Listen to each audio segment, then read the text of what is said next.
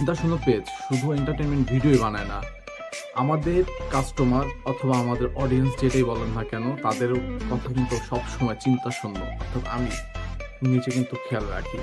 আপনাদেরকে আজকে আমি যেটা পিক দেখাবো, এই দেখুন একটা পিক, আর এখন দেখুন এই পিক। দেখেছেন, চাঁদেরও দাগ আছে কিন্তু আমার মুখে দাগ নেই।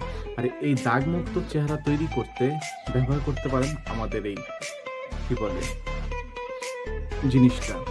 এই জিনিসটার উপকরণ কি দিয়ে আমি বানিয়েছি সেটা না হয় যখন কিনবেন তখনই বুঝতে পারবেন।